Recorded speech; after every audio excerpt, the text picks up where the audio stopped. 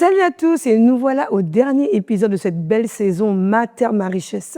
Ce fut un plaisir pour moi de vous entretenir tout au long de cette saison. J'ai beaucoup appris, on a aussi reçu beaucoup de messages, beaucoup de partages. Franchement, merci pour l'amour que vous nous portez. Mais vous savez, on a parlé de tous les sujets, mais on n'a pas parlé de OCP Côte d'Ivoire. Alors, c'est qui OCP Côte d'Ivoire et qu'est-ce que OCP Côte d'Ivoire représente dans le monde de l'agriculture aujourd'hui ici en Côte d'Ivoire? Suivez cette vidéo, on se retrouve tout de suite sur le plateau. Tout commence dans un champ, avec un agriculteur, une poignée de terre et la volonté de nourrir un pays. Nous sommes OCP Côte d'Ivoire, la filiale ivoirienne d'OCP Africa, groupe panafricain du groupe OCP, leader mondial des solutions de nutrition des plantes et des engrais phosphatés.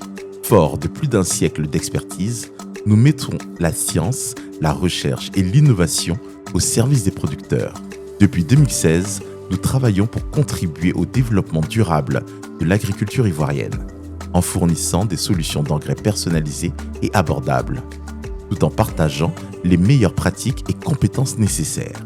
Chaque jour, nous avançons main dans la main avec les agriculteurs pour améliorer la fertilité des sols, moderniser les techniques agricoles et faciliter l'accès au marché et aux ressources. Grâce à la formation, à l'accompagnement et à l'innovation, nous aidons les agriculteurs à produire plus et surtout à produire mieux.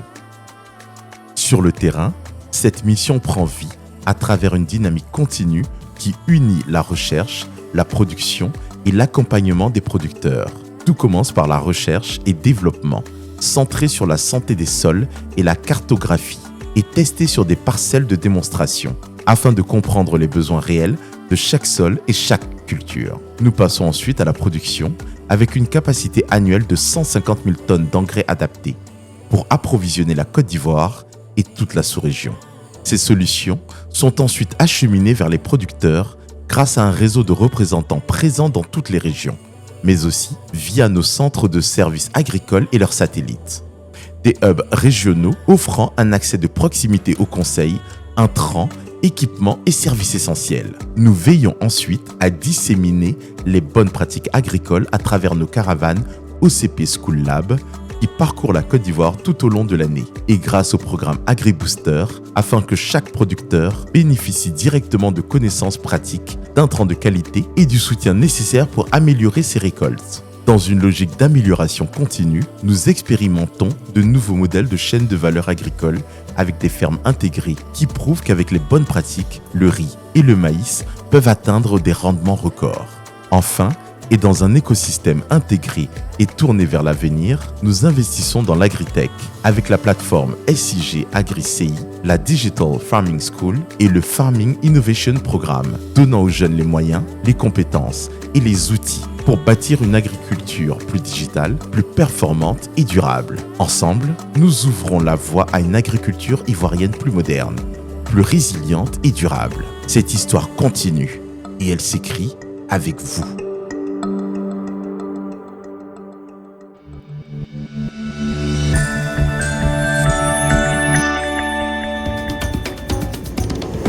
Et voilà, nous avons choisi la crème des crèmes des invités, pas des moindres. Pour la dernière émission, on a voulu couronner le tout. Vous savez, VIP, c'est de le champagne, c'est de bons gâteaux, le caviar et le saumon que nous avons aujourd'hui. Nos invités sont à ma droite, Monsieur Denis Coco, Head of Agribusiness, OCP Côte d'Ivoire. Bonjour monsieur. Bonjour. Comment allez-vous? Je vais bien. Alors pour cette dernière émission, je suis très heureuse de vous avoir. Moi de même. Et sur ma gauche, nous avons monsieur Mahdi Fileli, le DG de OCP Côte d'Ivoire. Bonjour. Bonjour, comment allez-vous? Très bien, merci. Vous êtes très bien mis tous les deux pour cette émission et aujourd'hui, je sais qu'avec vous, on va en apprendre beaucoup sur OCP Côte d'Ivoire. La première question que j'aimerais vous poser, qu'est-ce que vous pouvez nous dire sur OCP Côte d'Ivoire? Qu'est-ce qu'elle représente aujourd'hui? Tout d'abord, OCP Côte d'Ivoire est une filiale de OCP Africa, qui est elle-même une filiale du groupe OCP. D'accord. OCP, c'est un producteur mondial de phosphate. C'est le premier producteur mondial d'engrais phosphatés. Notre siège est au nord de l'Afrique, au nord-ouest, au Maroc. Et donc, cette entreprise a été construite en valorisant les ressources phosphatières du Maroc. La filiale OCP Africa a un focus particulier sur le continent africain puisqu'elle a été créée en 2015 pour supporter le développement de l'agriculture sur le continent. Et à ce titre, OCP Côte d'Ivoire, qui est la première filiale de OCP Africa sur le continent, donc se focalise à supporter les agriculteurs au niveau de la Côte d'Ivoire, à supporter le développement agricole via la facilitation de l'accès aux intrants, à des intrants de qualité pour l'agriculture, mais également à travers un grand nombre de programmes de formation qui sont menés sur le terrain, en plus bien évidemment de la fourniture des engrais qui est notre cœur de métier. Tout au long de cette saison, on a reçu des agriculteurs, des coopératives qui nous ont dit la même chose. Hein. Grâce à vous, grâce à vos engrais, ils ont multiplié leur production. Aujourd'hui, ils sont très indépendants et très fiers vraiment d'être alliés à vous. Et vraiment, merci pour ce que vous faites pour l'agriculture ici en Côte d'Ivoire. Alors, Monsieur Denis Coco, vous direz la même chose? Je dirais la même chose, mais en focalisant sur le volet agricole et D'accord. l'approche novatrice et holistique de OCP envers le monde agricole. C'est une approche qui vise à participer fortement à la structuration des chaînes de valeur agricole en Côte d'Ivoire. Et ça, OCP le fait depuis plus de 3-4 ans. Merci. Alors, Monsieur Mahdi Fileli, j'aimerais vous demander quelles sont vos initiatives majeures en ce moment qui nous aideront à mener cette mission en Côte d'Ivoire? Notre approche, c'est une approche scientifique, j'ai envie de dire. D'accord. Donc, pour avoir une agriculture de qualité, tout d'abord, il faut s'assurer que la santé des sols est bonne. Et donc, on investit de manière générale sur le continent et spécialement en Côte d'Ivoire sur des programmes de R&D pour améliorer la santé des sols en termes de, par exemple, les sols qui vont souffrir de taux de salinité élevés ou taux d'acidité élevé. Il y a des solutions d'amendement et de solutions de préparation. Comme ça, la base est bonne. Ensuite, on a une approche qu'on appelle une approche de customisation. C'est une approche pour d'abord comprendre les besoins en nutriments du sol et les besoins en nutriments des plantes. Et derrière, on développe une fertilisation vraiment ciblée en apportant les bons nutriments pour qu'on puisse avoir une augmentation de la productivité agricole.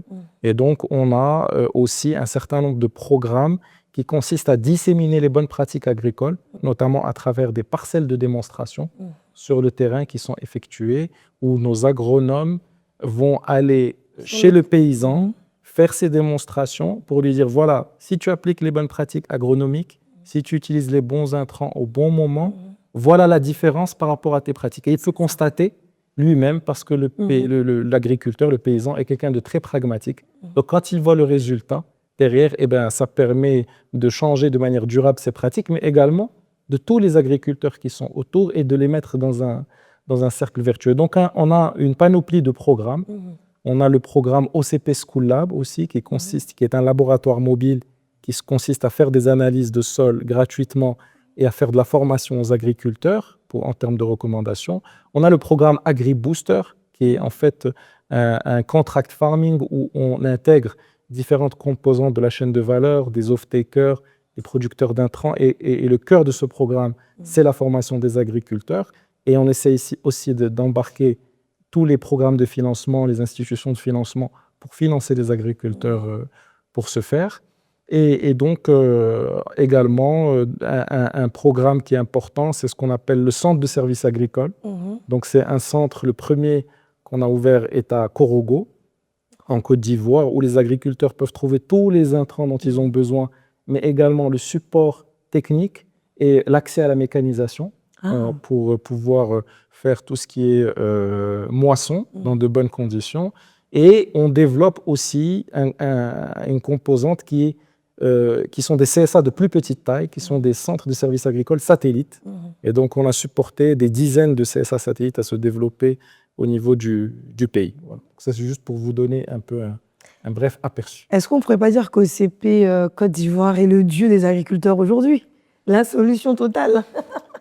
Parce qu'on a vu beaucoup d'améliorations, on a reçu beaucoup d'invités et aussi les formations que vous mettez à la disposition de toutes ces personnes. Justement, c'est important parce que à l'époque, on avait nos papas qui utilisaient la daba, la machette, qui duraient au champ. C'était difficile pour eux de labourer la terre. Mais aujourd'hui, grâce à cette technique, il y a une nette amélioration. Alors, qu'est-ce qu'on pourrait dire par rapport à ça?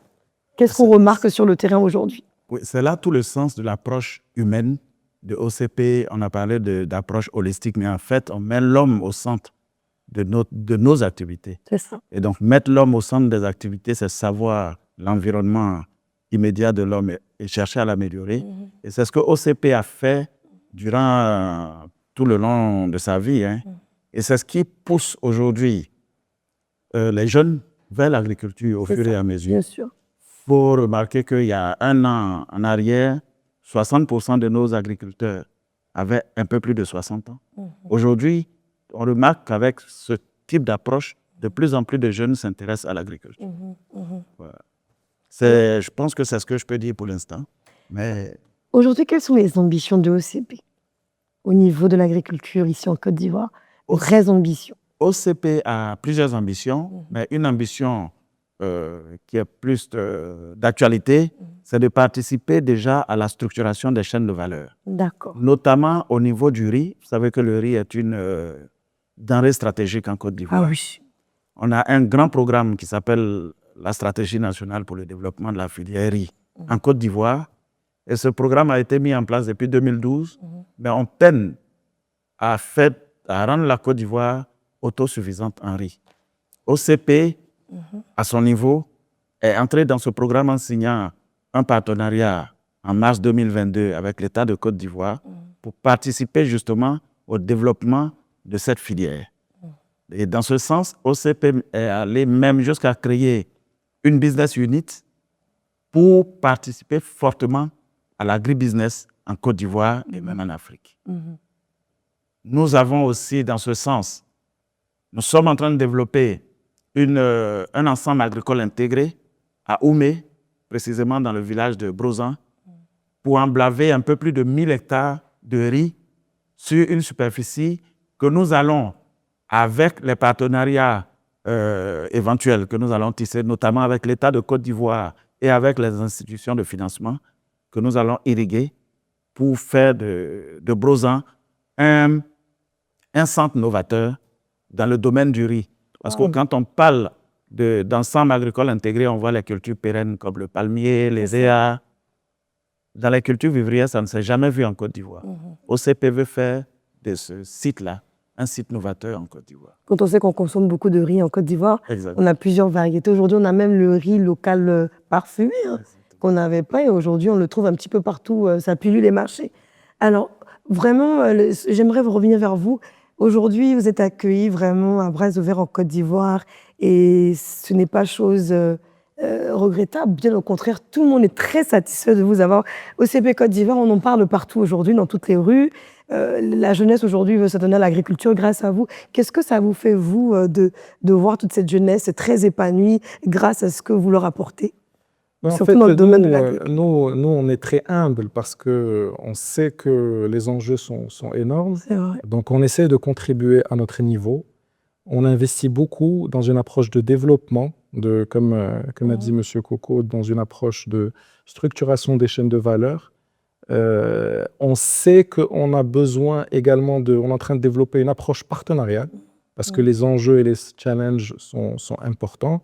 Et donc, on a beaucoup d'humilité. On est très content que les résultats, effectivement, aient un écho positif, notamment auprès des agriculteurs et auprès des jeunes, parce qu'on a un certain nombre de programmes d'accompagnement de jeunes, comme le Farmer Innovation Programme. On est en train de construire la Digital Farming School à Yamoussoukro, et puis un grand nombre de choses pour attirer les jeunes. Et d'ailleurs, gratuite. Hein.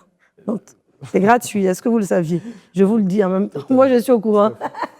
On appelle ça l'Egbere en Côte d'Ivoire. Je suis allée me renseigner, je sais que c'est gratuit. D'ailleurs, je compte m'inscrire, mais on verra. Parce qu'à force de faire cette émission, j'ai un amour maintenant pour l'agriculture. OCP Côte d'Ivoire, vous êtes les meilleurs. Il n'y a rien à dire. Alors, pour nous, l'agriculture, on veut donner... Il y a une image différente de l'agriculture. L'agriculture, c'est vrai que sur notre continent, beaucoup de choses font référence à l'agriculture de subsistance. Or, l'agriculture présente un potentiel pour également dégager des revenus pour ces jeunes. C'est-à-dire qu'avec l'apport de la technologie aujourd'hui, le développement des startups, l'agriculture, c'est un secteur très porteur qui peut permettre et qui permet aux jeunes de générer des revenus qui soient des bons revenus et de manière durable. Donc, c'est un secteur extrêmement porteur parce que sur notre continent, nous avons tout. Nous avons une consommation, on a parlé du riz, donc une consommation importante du riz, mais également d'autres denrées alimentaires. Nous avons de l'eau, nous avons des terres arables. Donc, nous avons tout pour développer cette agriculture, non seulement pour notre continent, mais c'est également une solution pour le monde. C'est ça. Parce que la population mondiale, elle grandit, elle évolue de manière importante. Les terres cultivables sont limitées. Donc, la productivité agricole doit augmenter, bien sûr, en respect de l'environnement. Il y a des pratiques durables. Et le continent africain est non seulement la solution pour l'Afrique, mais la solution pour le monde, pour nourrir la planète. Donc, on est très positif. Nous sommes extrêmement enthousiastes par rapport à ce qu'on peut faire en Côte d'Ivoire et dans la sous-région et sur le continent.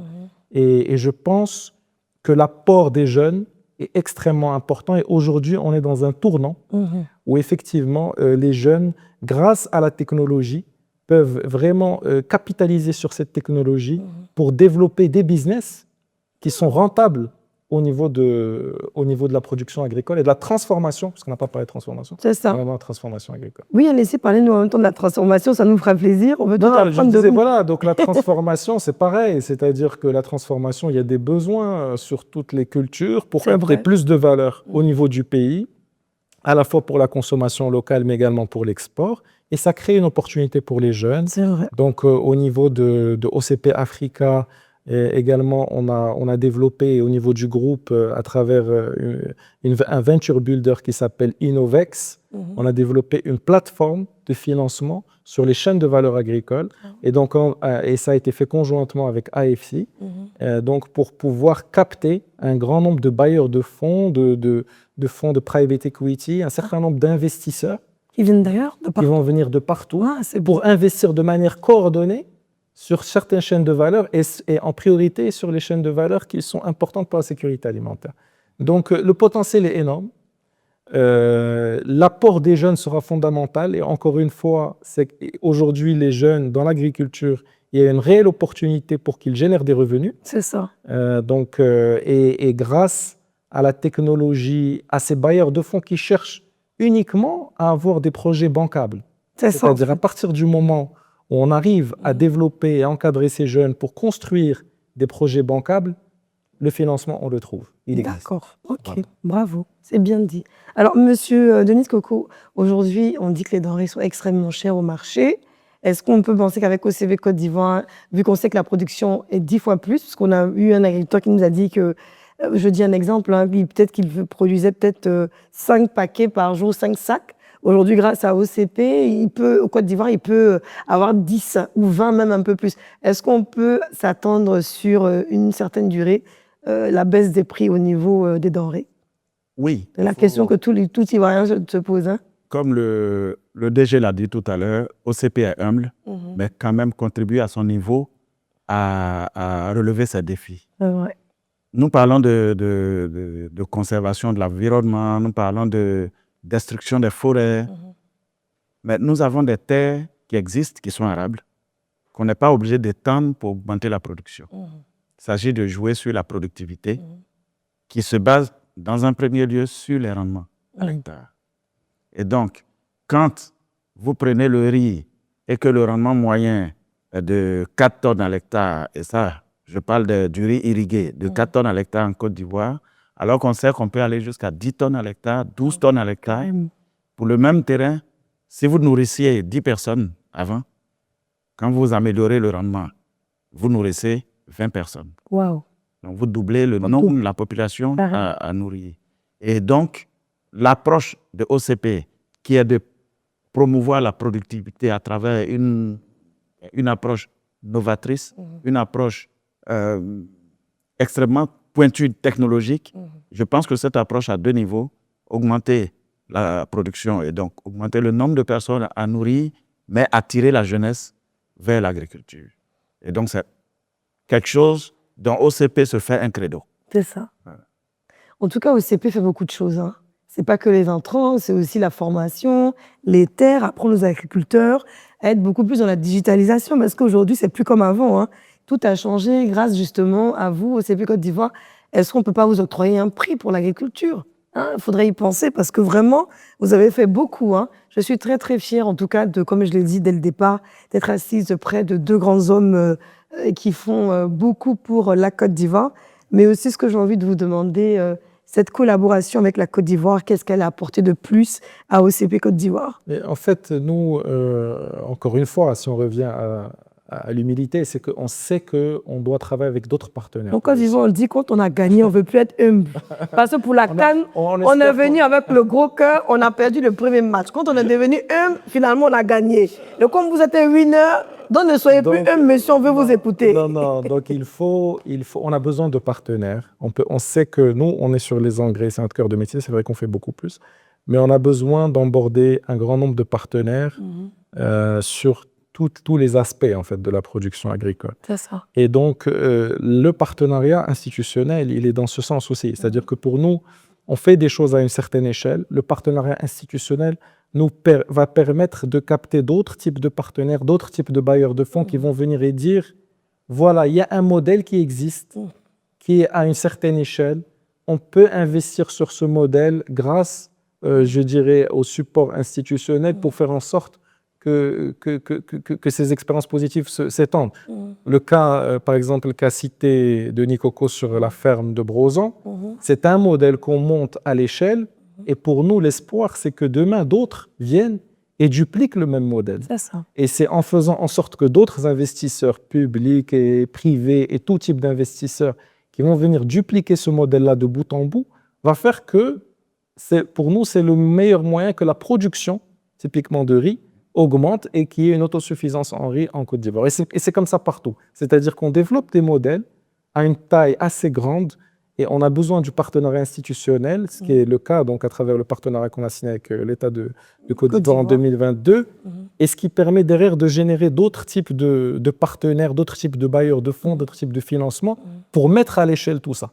Et vraiment toucher beaucoup plus d'agriculteurs, avoir beaucoup plus d'impact et donc, in fine, contribuer à la transformation agricole du pays. Donc nous ne sommes qu'un acteur parmi d'autres. On fait les choses à notre niveau du mieux qu'on peut pour supporter. Et pour nous, c'est la meilleure manière de venir embarquer d'autres acteurs qui vont également contribuer. Alors, Monsieur Coco, cette émission aujourd'hui est la bienvenue parce que grâce à cette émission, beaucoup d'Ivoiriens ont beaucoup appris. On a eu plusieurs messages de personnes qui ont dit on veut participer, on veut être des acteurs, on veut aussi...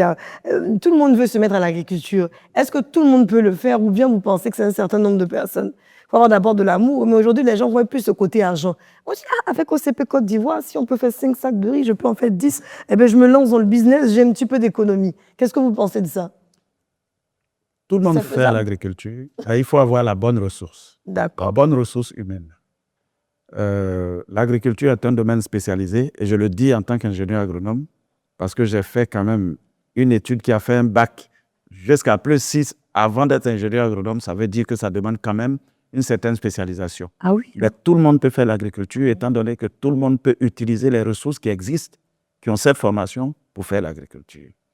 Et d'ailleurs, nous exhortons le peuple ivoirien, tous ceux qui ont des terres, à entrer à l'agriculture, étant donné, comme je l'ai dit, le substrat premier que vise OCP, c'est surtout la jeunesse. Une jeunesse bien formée, c'est vraiment un avenir bien assuré pour le secteur qu'on vise. Et donc, dans notre cas, pour l'agriculture. Monsieur Mahdi Filéhi, DG, est-ce que vous avez quelque chose à nous dire en plus de ce qu'on vient de se dire déjà? Tout d'abord, je voudrais vous remercier pour cette émission et je pense que, voilà, donc nous... la chose qui est importante, c'est l'espoir. C'est-à-dire qu'on peut toujours voir soit le verre à moitié vide ou le verre à moitié plein. Et nous, on préfère voir le verre à moitié plein et se dire que le potentiel existe.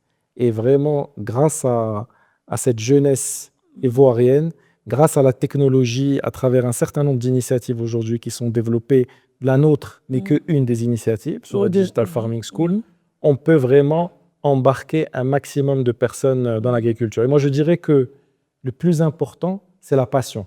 C'est pas l'expertise technique ni l'argent, c'est la passion. C'est que la personne, je veux dire, pour réussir dans le domaine agricole, si la personne a cette passion-là et qu'elle développe, elle arrivera à trouver des solutions pour réussir. C'est pas vous qui direz le contraire, hein, Monsieur Denis Coco. Pas du tout. Et cette passion, comme je dis, c'est le motivateur premier dans l'agriculture. C'est ça. Parce que sans cette passion, on abandonne très vite. C'est vrai. Donc, je pense qu'il faut vraiment prendre cette passion-là avec beaucoup d'importance. Alors, passionné de mon métier et très heureuse de vous avoir tous les deux sur ce beau plateau.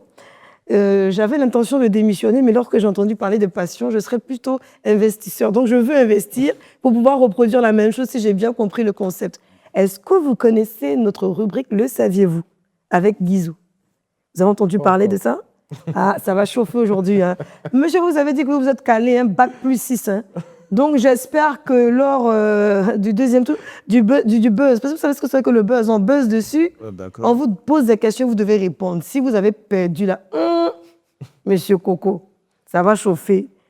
Il a dit, il vous a défié déjà. Hein. Oui. Donc, je vous laisse regarder et c'est tout de suite la rubrique avec Guizou. Le saviez-vous? Guizou. Oh, hey, dommage. Épisode. La dernière émission. Je te vois encore. Oh là, c'est pour ça que tu avais apporté ma robe verte là. Oui, je vois. Mais je ne veux plus te fatiguer, te taquiner, tout ça. Vraiment, c'est dommage. Hein? Est-ce que tu sais qu'aujourd'hui, on a reçu la crème des crèmes? Ah bon, hein? Le DG de OCP Côte d'Ivoire lui-même est là. Le DG est là? Aïe, toi aussi. En grain, il allait prendre pour aller mettre dans mon champ. Là. Mais il doit donner ça à tout le monde. Non, ils n'ont pas les pics. Je faisais comme si je ne connaissais rien. En temps, j'ai besoin de ça comme ça. Mais ton champ, là, c'est comment? Ton maïs sent bon, là? Non, ça va, mais ma graine n'a pas encore germé. Tu n'as pas fait la formation de OCP Côte d'Ivoire, là? Non, je n'ai pas fait. En fait, moi, je pensais à autre chose. Et comme je te l'ai dit, ma graine n'a pas encore germé.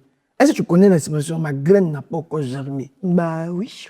Parce que toi, tu es beaucoup croyante. Quand vous priez, à chaque fois qu'on délivre, oh, ma graine n'a jamais, oh.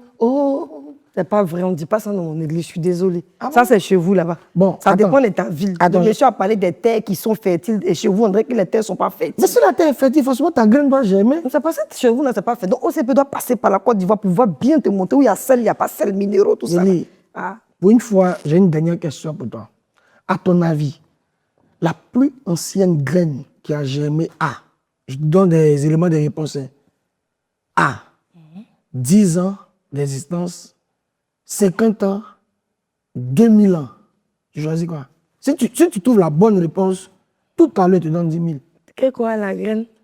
La plus ancienne graine germée. Mais, A, 10 ans, B, 50 ans. Il y a longtemps, on plante graines. C'est 2000 ans. Donc, dis-moi. 2000 ans. Hein? 2000 ans.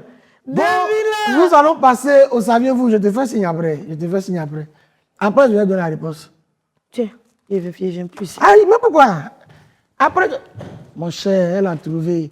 Ah, mesdames et messieurs, dans le saviez-vous, nous allons donc parler de la plus ancienne graine germée. Mais est-ce que vous saviez que la plus ancienne graine germée a plus de 2000 ans? Effectivement, Yasmine avait raison. Mais ne lui dites pas. Hein. Donc, une graine de dattier de Judée datant de l'époque d'Hérode le Grand a été retrouvée et a germé avec succès après 2000 ans. C'est-à-dire, ça ne va pas chez toi dans ta vie. Tu es agriculteur, ça ne va pas. Tout le monde t'insulte, non, ton truc ne pousse pas. Et demain, tu vois que ta terre, vraiment, ça va. Dans toute ta culture, ça va. Et tu deviens debout, comme on le dit chez nous, tu deviens riche. Et là, on dit que ta graine a germé comme cette graine qui a germé après 2000 ans. Et selon les chercheurs, c'est probablement grâce au taux d'humidité très faible de la région ainsi qu'aux caractéristiques du palmier dattier. Donc, on dit dattier, tout ce qu'on date là, c'est les gens que vous devez respecter. Hein. Parce que quelqu'un date, en bas des dattiers, il faut respecter quelqu'un date. Parce que tu ne sais pas quand est-ce que sa graine peut germer. Notre plante millénaire est maintenant en croissance et porte le nom de Mathusalem. C'est la dernière émission, vraiment, je suis en joie. Et voilà, j'espère que dans le saviez-vous, je vous ai donné plus d'informations. Sur ce, nous passons à l'agri-quiz. Ah, pas mal. Dernière ligne droite de ma terre, ma richesse, nous sommes dans l'agri-quiz. Et je suis avec des personnalités de l'OCP. Je suis avec M. Mehdi qui est à ma gauche et M. Coco à ma droite. On va les affronter là, dans l'agri-quiz. Mais qui des deux repartira avec la victoire? Cette victoire-là même du dernier agri-quiz. Je pense qu'ils sont prêts. Vous allez tester les buzzers. Tester. Pour voir si ça passe.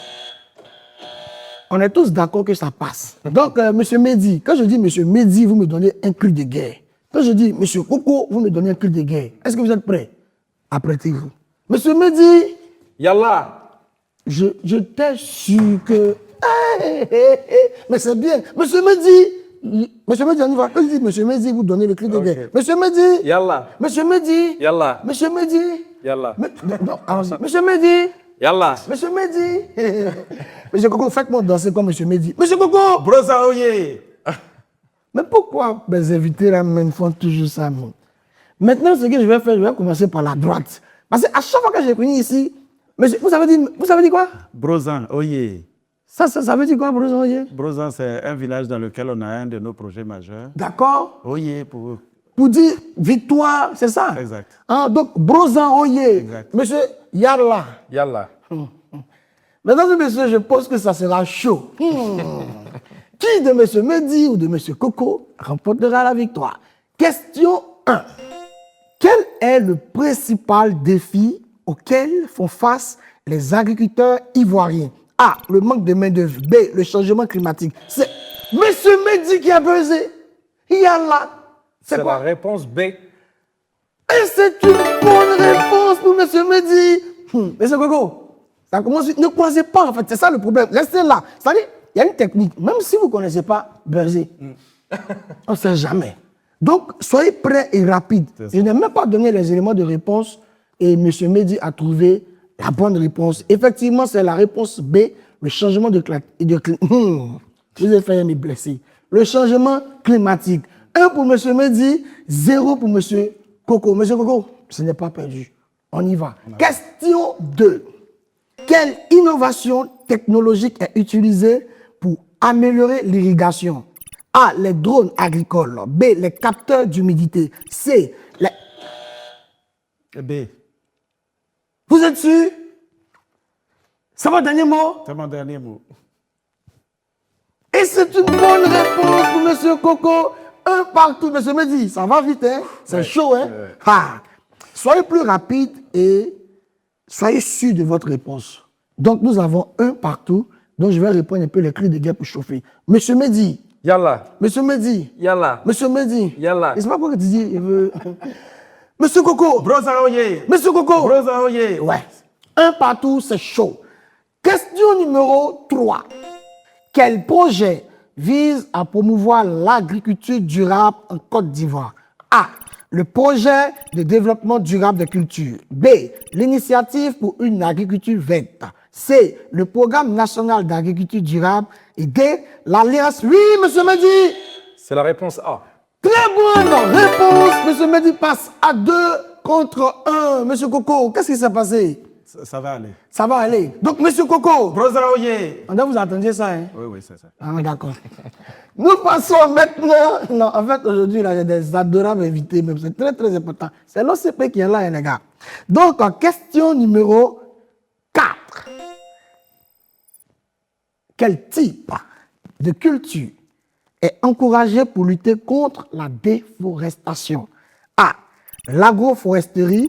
B. La monoculture. C. La jachère. D. La culture en serre.